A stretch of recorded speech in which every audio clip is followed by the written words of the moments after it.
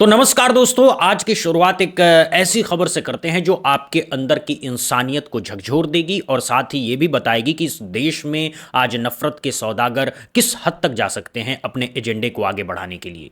ज़रा सोचिए दोस्तों, क्या आपने कभी सोचा था कि एक दिन ऐसा भी आएगा जब इस देश में कोई इंसान सिर्फ अपने पॉलिटिकल फ़ायदे के लिए, सिर्फ चुनाव जीतने के लिए, सिर्फ अपने राजनीतिक प्रतिद्वंदी को निपटाने के लिए एक मासूम गाय को कटवा डालेगा। जी हाँ, वही गाय जिसे हिंदू धर्म में माता का दर्जा दिया गया है, जिसकी पूजा की जाती है, जिसके लिए कानून बनाए गए हैं, उसी मासूम जान की हत्या कर दी जाएगी सिर्फ इसलिए कि एक मुसलमान को फंसाया जा सके। क्या आपने कभी सोचा था कि एक 12 साल के मासूम बच्चे को जबरदस्ती पाकिस्तान जिंदाबाद के नारे लगवाए जाएंगे, उसका वीडियो बनाया जाएगा और फिर उसे वायरल करके पूरे मुस्लिम समाज को बदनाम किया जाएगा।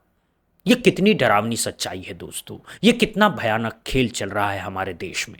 और ये खेल कोई नया नहीं है, ये खेल पिछले कई सालों से चल रहा है और इसमें फंसाया जा रहा है मुसलमानों को, बदनाम किया जा रहा है मुस्लिम समाज को, उन्हें टारगेट किया जा रहा है, उन्हें परेशान किया जा रहा है, उनकी इज्जत मिट्टी में मिलाई जा रही है। लेकिन सच कब तक छुप सकता है दोस्तों? सच कुछ ही दिनों में पर्दाफाश हो जाता है और जब पुलिस ईमानदारी से जांच करती है तो सारी सच्चाई सामने आ जाती है, असली अपराधी पकड़े जाते हैं और निर्दोष को मुक्ति मिलती है। आज की इस वीडियो में मैं आपको दो ऐसे चौंकाने वाले मामले बताऊंगा जिनमें मुसलमानों को फंसाने की पूरी साजिश रची गई थी, लेकिन पुलिस की ईमानदार जांच ने सच्चाई बाहर ला दी। मैं आपको बताऊंगा बरेली के उस मामले के बारे में जहां एक 12 साल के बच्चे से ज़बरदस्ती पाकिस्तान जिंदाबाद के नारे लगवाए गए थे। मैं आपको बताऊंगा बिजनौर के उस मामले के बारे में जहां एक प्रधान ने अपने ही गांव में एक मुस्लिम राजनीतिक प्रतिद्वंदी को निपटाने के लिए गाय कटवा डाली थी। मैं आपको बताऊंगा कि कैसे हमारी संसद से लेकर के सड़कों तक मुसलमानों के खिलाफ नफरत का जहर फैलाया जा रहा है। और सबसे बड़ी बात मैं आपको बताऊंगा कि कांग्रेस सांसद इमरान प्रताप गढ़ी ने इस पर क्या ऐतिहासिक बयान दिया है जो हर भारतीय को सुनना चाहिए। ये सब आपको आगे की वीडियो में बताऊंगा, तो वीडियो को अंत तक जरूर देखिएगा, चैनल को सब्सक्राइब करना मत भूलिएगा। और अगर आप मानते हैं कि किसी भी समुदाय के साथ अन्याय नहीं होना चाहिए तो लाइक और शेयर का बटन जरूर दबाइए। अब चलिए शुरू करते हैं दोस्तों सबसे पहले बात करते हैं बरेली के उस चौंकाने वाले मामले की। बरेली एक ऐतिहासिक शहर है उत्तर प्रदेश का, जहां हर साल मुहर्रम के मौके पर ताजिए का जुलूस निकाला जाता है। ये कोई नई बात नहीं है, ये पीढ़ियों से चलता आ रहा है। हिंदू और मुसलमान मिलकर इस जुलूस में शामिल होते हैं, सब मिलकर सद्भाव का संदेश देते हैं। इसी साल भी इसी तरह का जुलूस निकाला गया। हजारों लोग शांतिपूर्वक चल रहे थे, अपनी आस्था को व्यक्त कर रहे थे और तभी अचानक से एक वीडियो सोशल मीडिया पर वायरल हो गया। इस वीडियो में एक 12 साल का बच्चा पाकिस्तान जिंदाबाद के नारे लगाता हुआ दिखाई दे रहा था। इस वीडियो को एक हिंदू व्यक्ति ने वायरल किया और साथ में आरोप लगाया कि देखिए कैसे तजिए के जुलूस में पाकिस्तान जिंदाबाद के नारे लग रहे हैं। और जब हिंदू पक्ष के कुछ लोगों ने इन नारों का विरोध किया तो उनके साथ मारपीट की गई। अब सोचिए दोस्तों, ये वीडियो जब सोशल मीडिया पर आई तो क्या हुआ होगा?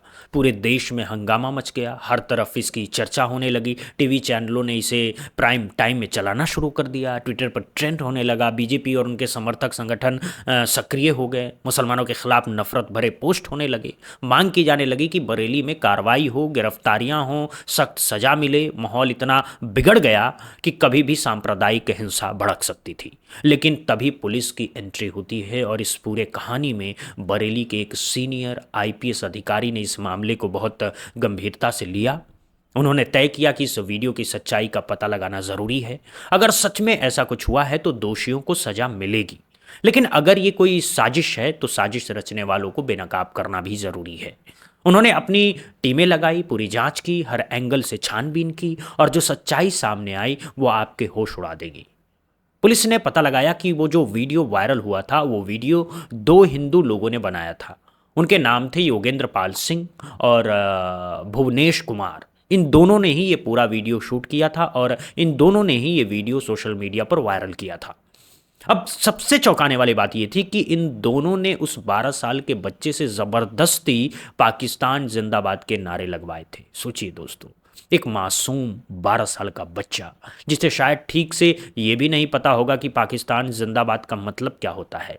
दिनांक 21/6/2026 को ग्राम खाईखेड़ा, थाना हाफिजगंज, जिला बरेली में मुहर्रम के जुलूस में लगे पाकिस्तान जिंदाबाद के नारे संबंधी सोशल मीडिया प्लेटफॉर्म एक्स पर हुए ट्वीट की जांच में दो व्यक्ति योगेंद्र पाल सनाब झम्मन सिंह व भुवनेश कुमार सनाब तेजपाल सिंह के द्वारा गलत नियत से एक बच्चे से उक्त कथन करवाकर शरारत किया जाना प्रकाश में आया है, जिसके क्रम में अभियुक्त को हिरासत में लेकर सुसंगत धाराओं में अभियोग पंजीकृत कर आवश्यक विधिक कार्यवाही की जा रही है। उसे जबरदस्ती ये नारे लगाने पर मजबूर किया गया, उसे डराया धमकाया गया होगा, उसे झूठे वादे दिए गए होंगे या फिर कुछ लालच दिया गया होगा और फिर उसका वीडियो बना करके पूरे देश में ये नैरेटिव फैलाया गया कि देखो मुसलमान कितने देशद्रोही हैं, उनके बच्चे भी पाकिस्तान के लिए नारे लगाते हैं। ये कितना घटिया काम है दोस्तों, ये कितनी नीच हरकत है। एक मासूम बच्चे का इस्तेमाल करना, उसे मोहरा बनाना, उससे झूठे नारे लगवाना और फिर उसका वीडियो बना करके पूरे समाज को बदनाम करना, इसे क्या कहा जाए? क्या ये देशभक्ति है? क्या ये धर्म की रक्षा है? क्या ये राष्ट्रवाद है? बिल्कुल नहीं। यह है शुद्ध मानसिक रूप से बीमार सोच, यह है नफरत की पराकाष्ठा, यह है मानवता के खिलाफ अपराध। लेकिन शुक्र है उस ईमानदार आईपीएस अधिकारी का जिन्होंने सच का पर्दाफाश किया। उन्होंने दोनों आरोपियों को, योगेंद्र पाल सिंह और भुवनेश कुमार को गिरफ्तार कर लिया। माहौल बिगड़ने और दंगा भड़कने के आरोप में दोनों को जेल भेज दिया गया और इस तरह से एक बड़े सांप्रदायिक तनाव को रोका जा सका। सोचिए दोस्तों, अगर पुलिस ने ये जांच नहीं की होती, अगर वो आईपीएस अधिकारी अपनी जिम्मेदारी नहीं निभाते तो क्या होता? बरेली में दंगे भड़क सकते थे, सैकड़ों मासूम मुसलमान मारे जा सकते थे, हजारों घर जलाए जा सकते थे और सबसे बड़ी बात ये कि पूरा मामला झूठ पर आधारित था। झूठ की बुनियाद पर इतनी बड़ी हिंसा हो सकती थी, ये सोचकर ही रोंगटे खड़े हो जाते हैं दोस्तों। ये पत्रकार सचिन गुप्ता ने इस पूरी खबर को विस्तार से शेयर किया है। उन्होंने पुलिस की तारीफ की है, उन्होंने आईपीएस अधिकारी की तारीफ की है और उन्होंने ये भी कहा है कि इस तरह की झूठी खबरें फैलाने वालों के खिलाफ सख्त कार्रवाई होनी चाहिए, क्योंकि अगर ऐसे लोगों को आज नहीं रोका गया तो कल देश का माहौल और भी ज़्यादा बिगड़ जाएगा। अब चलते हैं दूसरे मामले की तरफ, जो उत्तर प्रदेश के बिजनौर का है। बिजनौर में एक छोटा सा गांव है जहां हिंदू मुसलमान सदियों से मिलजुल करके रहते हैं। इसी गांव में एक खेत में अचानक एक मरी हुई गाय मिली। सिर्फ इतना ही नहीं, ये पता चला कि गाय को काटा गया है, यानी गौ हत्या हुई है। अब आप जानते हैं हमारे देश में गौ हत्या को लेकर के माहौल कितना संवेदनशील है। ये एक धार्मिक मुद्दा है। हिंदू धर्म में गाय को माता का दर्जा दिया जाता है और गौ हत्या एक बहुत बड़ा अपराध माना जाता है। कई राज्यों में इसे लेकर के सख्त कानून है। जब ये बात गांव में फैली तो हलचल मच गई, हिंदू संगठन सक्रिय हो गए, प्रदर्शन शुरू हो गए, माहौल गर्म हो गया और 3 मुस्लिम लोगों के नाम सामने आए, हसन, शमीम और शफीक। इन तीनों पर गौ हत्या का आरोप लगाया गया। गांव में इन तीनों के खिलाफ अच्छा खासा माहौल बनाया गया। इनके परिवार वालों पर हमले होने लगे, इनके खिलाफ नारेबाजी होने लगी, इनकी इज्जत मिट्टी में मिलाई जाने लगी। अब ज़रा सोचिए दोस्तों, इन तीनों में से एक नाम था हसन और हसन कोई आम आदमी नहीं थे। हसन उस गांव के प्रधानी चुनाव की तैयारी कर रहे थे, यानी वो उस गांव का अगला प्रधान बनना चाहते थे और उनकी जीत की संभावना बहुत मजबूत थी। गांव में उनकी अच्छी छवि थी, उन्होंने पहले भी कई समाज सेवा के काम किए थे, लोग उन्हें पसंद करते थे, उनकी राजनीतिक हैसियत बढ़ती जा रही थी। अब आप समझ रहे होंगे कि ये पूरी कहानी क्यों रची गई और इस साजिश का सूत्रधार था कोई और। खैर, अब बात करते हैं पुलिस की जांच की। पुलिस ने जब इस मामले की गहराई से जांच की तो जो सच्चाई सामने आई वो वाकई किसी फिल्म से कम नहीं थी। दिनांक 18 जून के सुबह में थाना नूरपुर क्षेत्र के ग्राम चांगीपुर से पुलिस को एक गोवंशीय बछड़े के गोवध की सूचना प्राप्त हुई थी, जिसमें तत्समय सुसंगत धाराओं में अपराध पंजीकृत कराया गया था। प्रकरण के अनावरण हेतु पुलिस अधीक्षक महोदय द्वारा कई टीमों का गठन किया गया था। कल बीती रात पुलिस मुठभेड़ के दौरान मुठभेड़ की सूचना के आधार पर एक अभियुक्त फैजान की गिरफ्तारी की गई, जिसे घायलावस्था में सीएससी नूरपुर दाखिल कराया गया था। घटना में मौके से 2 अभियुक्त सलमान और जुबेर फरार हो गए थे। फैजान ने पूछताछ में बताया कि उसने अपने इन दोनों साथियों के साथ मिलकर के उस घटना को कारित किया था। साथ ही यह भी बताया कि ग्राम चांगीपुर के मौजूदा प्रधान जगपाल की राजनीतिक प्रतिद्वंदिता हसन, जो उसी गांव का एचएस है, से चल रही थी। साथ ही फैजान के पिता फारूक की लड़की को भी भगाने में वर्ष 2024 में हसन आरोपित था। जिसपे तत्समय मुकदमा पंजीकृत कराया गया था। हसन की राजनीतिक हैसियत को कम करने और उसे इस मुकदमे में फंसाने हेतु यह घटना कारित किया गया था। पूरे प्रकरण में मौजूदा ग्राम प्रधान, उसके भाई फारूक, फैजान, साथ ही जिस खेत में गोवंश प्राप्त हुआ है उसके मालिक एवं गोवंश लाने वाला व्यक्ति शामिल पाया गया। पुलिस को पता चला कि उस गांव में मौजूदा प्रधान का नाम था जगपाल। जगपाल हिंदू था और वो अपने पद को बचाए रखना चाहता था। उसे पता था कि अगर अगले चुनाव में हसन खड़े हुए तो वो हार जाएगा, क्योंकि हसन की लोकप्रियता तेजी से बढ़ रही थी।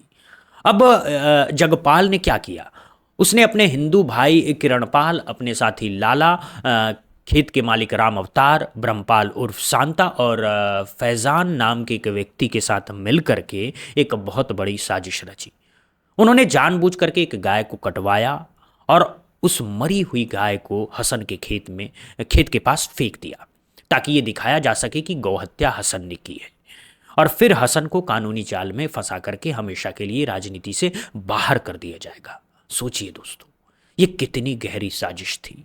एक हिंदू व्यक्ति ने सिर्फ चुनाव जीतने के लिए उस गाय को कटवा डाला, जिसे वो खुद माता मानता है, जिसकी वो पूजा करता है, जिसके लिए कानून बने हैं। ये कितनी विडंबना है, ये कितना दोगलापन है, ये कितनी पाखंडता है। गाय को माता बताने वाले ही गाय को कटवा रहे हैं, अपने राजनीतिक स्वार्थ के लिए कटवा रहे हैं। ये है उनकी असली असलियत, ये है उनका असली चेहरा। अब पुलिस ने इस पूरे मामले की जांच करने के बाद 5 लोगों को गिरफ्तार किया है। मौके से फैजान को गिरफ्तार किया गया, ग्राम प्रधान जगपाल को गिरफ्तार किया गया, उसके भाई किरणपाल को गिरफ्तार किया गया, खेत के मालिक राम अवतार को गिरफ्तार किया गया और बछड़ा लाने वाले व्यक्ति को भी गिरफ्तार किया गया। इसके अलावा 3 और लोग अभी भी फरार हैं, जिनकी तलाशी की जा रही है। अब इस पूरी कहानी से एक बहुत बड़ी बात निकल करके सामने आती है दोस्तों, और वो ये है कि मुसलमानों को बदनाम करने का ये काम कोई नया नहीं है। ये पिछले कई सालों से चल रहा है और ये काम सिर्फ कुछ शरारती तत्वों तक सीमित नहीं है। ये काम तो हमारी संसद में भी हो रहा है। हाल ही में संसद के अंदर एक बीजेपी सांसद ने एक मुस्लिम सांसद को कठमुल्ला कह दिया, उसे जिहादी कह दिया, उसे भद्दी भद्दिया गालियां दी गई। अब जरा सोचिए दोस्तों, अगर हमारी देश की सबसे बड़ी पंचायत में, जहां कानून बनाए जाते हैं, जहां देश का भविष्य तय होता है, वहां पर एक सांसद दूसरे सांसद को इस तरह की भाषा का इस्तेमाल कर सकता है, तो बाहर के छोटे मोटे नेताओं का तो कहना ही क्या है, सड़कों पर खड़े नफरती लोगों का तो कहना ही क्या है। उन्हें तो अपने आप ही प्रेरणा मिल जाती है कि अगर संसद में ऐसी बातें कही जा सकती है तो हम क्यों नहीं कह सकते। और इसी प्रेरणा के तहत वो लोग सड़कों पर निकल आते हैं, मुसलमानों को टारगेट करने लगते हैं, उनके खिलाफ नफरत फैलाने लगते हैं, उनकी मस्जिदों पर हमला करते हैं, उनके लंगर जलाए जाते हैं, उनकी दुकानों का बहिष्कार करते हैं। ये जो माहौल बनाया है दोस्तों, ये किसी एक व्यक्ति का काम नहीं है, ये एक पूरी मशीनरी का काम है। इसमें मीडिया है, इसमें राजनेता हैं, इसमें कुछ नफरती संगठन हैं, और इन सब ने मिलकर के एक ऐसा माहौल बनाया है कि मुसलमान खुद को इस देश में पराया महसूस करने लगा है। अब इस पूरे मुद्दे पर कांग्रेस के सांसद इमरान प्रतापगढ़ी ने एक बहुत महत्वपूर्ण बयान दिया है जो हर भारतीयों को सुनना चाहिए। उन्होंने कहा है कि इसी तरीके से मुसलमानों को बदनाम किया जाता है और अगर ठीक से जांच की जाए तो 99% मामलों में असली अपराधी कोई और ही निकलेगा। मुसलमानों को सिर्फ फंसाया जा रहा है, उसकी इमेज खराब करने की इस देश में कोशिश की जा रही है। उनकी इमेज खराब करने में इस देश के मीडिया का, राजनेताओं का और इन नफरती लोगों का बहुत बड़ा हाथ है। इमरान प्रतापगढ़ी ने एक बहुत मार्मिक बात भी कही है। उन्होंने कहा है कि एक सनातनी होने के नाते, एक हिंदू होने के नाते मैं ऐसे लोगों से कतई वास्ता नहीं रखना चाहता। मुझे ऐसे घटिया लोगों से ज़्यादा बेकार समाज का हिस्सा कोई और नहीं लगता। उनका कहना है कि आप अपने स्वार्थ के लिए, अपने फ़ायदे के लिए, अपने राजनीतिक प्रोपेगेंडा के लिए किसी की भी छवि खराब कर देंगे, किसी की भी ज़िंदगी बर्बाद कर देंगे। सोचिए, अगर बरेली में वो वीडियो झूठ साबित नहीं होती, अगर बिजनौर में पुलिस सही जांच नहीं करती, तो उन तीनों मुसलमानों का क्या होता? उस मासूम 12 साल के बच्चों का क्या होता? उसकी ज़िंदगी जेल में कट जाती, उसके परिवार बर्बाद हो जाते, उनके बच्चों का भविष्य चौपट हो जाता। और सबसे बड़ी बात यह है कि असली अपराधी, असली साजिशकर्ता खुलेआम घूमते रहते हैं, अपनी कुर्सियों पर बैठे रहते हैं और हर रोज़ ऐसी नई कहानियां रचते रहते हैं। खैर, अब इस पूरी कहानी में एक उम्मीद की किरण भी है दोस्तों, और वो ये है कि इस देश की पुलिस, हालांकि हम लोग अक्सर पुलिस की आलोचना करते हैं, अक्सर पुलिस पर सवाल खड़े करते हैं, लेकिन ये भी सच है कि अभी भी इस देश में बहुत से ईमानदार पुलिस अधिकारी हैं जो अपनी जिम्मेदारी निभाते हैं, जो सच का साथ देते हैं, जो किसी भी राजनीतिक दबाव में नहीं आते हैं। बरेली के उस आईपीएस अधिकारी ने ये काम किया है, बिजनौर के पुलिस अधिकारियों ने ये काम किया है। इन अधिकारियों को सलाम है दोस्तों, इनकी ईमानदारी को सलाम है, इनकी हिम्मत को सलाम है, क्योंकि अगर ये अधिकारी भी सत्ता के इशारों पर चलते तो हमारे देश में निर्दोषों को न्याय कैसे मिलता। पत्रकार नरेंद्र नाथ मिश्रा ने भी इस पर एक बहुत प्यारी सी बात लिखी है। उन्होंने कहा है कि पुलिस की तारीफ करनी पड़ेगी कि उन्होंने निष्पक्ष जांच की और सच्चाई का पता लगाया। उन्होंने कहा कि अक्सर उत्तर प्रदेश में ऐसी खबरें देखने को कम मिलती हैं जहां पुलिस ने निष्पक्ष जांच कर सही आरोपी को पकड़ लिया हो। अब बात करते हैं उस सबसे बड़े सवाल की जो हम सबके मन में चल रहा है, क्या ये साजिशें रुक पाएंगी? क्या मुसलमानों को फंसाने का ये खेल बंद होगा? इसका जवाब इस बात पर निर्भर करता है कि हम सब क्या करते हैं।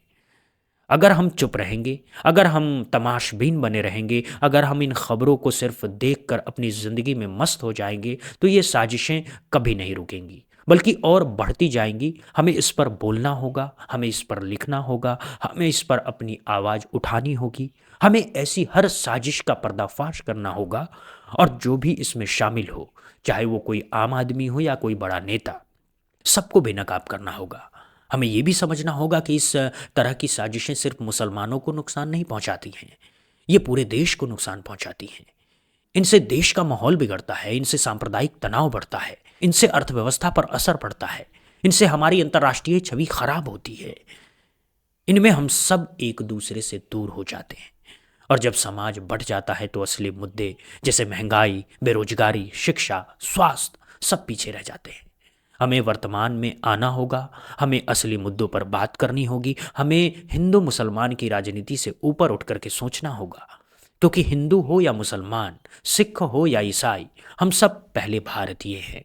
हम सब इस मिट्टी के बेटे हैं और बेटियां हैं। हम सबको मिलकर के इस देश को आगे ले जाना है। अंत में दोस्तों, मैं आपसे यही कहना चाहूँगा कि अगली बार जब आप कोई ऐसा वीडियो देखें, कोई ऐसी खबर पढ़ें जिसमें किसी समुदाय को बदनाम किया जा रहा हो, तो तुरंत भरोसा मत कीजिएगा। ठहरिएगा, सोचिएगा, छानबीन कीजिएगा, असली सच्चाई का पता लगाइएगा, और अगर पता चले कि ये कोई साजिश है तो उसका विरोध कीजिएगा, उसका पर्दाफाश कीजिएगा, क्योंकि सच का साथ देना हम सबका धर्म है। इंसाफ के लिए खड़ा होना हम सबकी जिम्मेदारी है, और किसी भी निर्दोष को बचाना सबसे बड़ी सेवा है। क्या आप मानते हैं कि ऐसी साजिशों के खिलाफ सख्त कार्रवाई होनी चाहिए? क्या आप मानते हैं कि मुसलमानों को बदनाम करने का ये खेल बंद होना चाहिए? क्या आप ईमानदार पुलिस अधिकारियों को सलाम करते हैं? अपनी राय कमेंट बॉक्स में ज़रूर बताइएगा। वीडियो को लाइक कीजिए, ज़्यादा से ज़्यादा शेयर कीजिए, ताकि ये बात देश के कोने कोने तक पहुँचे। चैनल को सब्सक्राइब करना मत भूलिएगा, बेल आइकन दबा दीजिएगा, ताकि अगली बड़ी खबर सबसे पहले आप तक पहुंचे। मिलते हैं अगली वीडियो में एक और बड़ी खबर के साथ। तब तक के लिए नमस्कार। जय हिंद, जय भारत, जय इंसानियत, जय सच्चाई।